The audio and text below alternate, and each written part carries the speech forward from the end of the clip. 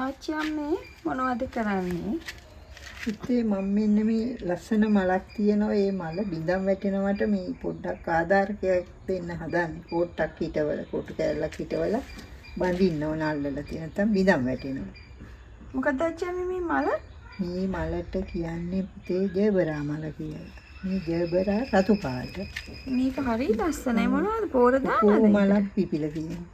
නෑ පුතේ මේවට පෝර දාන්නේ නෑ. මේවට අර මිදුල හැම පිහදාන කුණු රොඩු එකතු කොළ රොඩු එකතු කරලා තියලා තිබිලා ඒව දීරුවාම පොඩ්ඩක් සතියක් දෙකක් පරණ වුණාම ආයි මේ ගස් වටේට එකතු කරනවා. එතකොට ඒව තමයි පෝර වෙන්නේ. ඒ පෝර වුණාම මේ ඉතින් ගහ හොඳට හැදෙනවා. මේ වෙහි වැඩි නිසා ටිකක් මල් ආවේ නැතුව තිබුණා. දැන් මේ පොඩ්ඩක් ආයි මල් එනවා. මේ ඉතින් මේක ඉඳන් වැටුණාම අපරාධිනේ. ඒ නිසා පොඩ්ඩක් ආධාරකයක් දෙන්න කියලා මම කොටක් හිටවන්න හැදුවේ.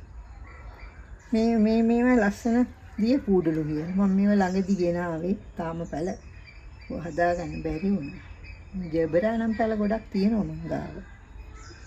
පාට ඇතිනේ ආච්චි ඔව් අම්මේ. පාට තියෙන තැඹිලි පාට තියෙන සුදු පාට පැලයක් නම් තිබිලා මැරුණා. රෝස පාට තියෙන මේක පාට වල තියෙනවා.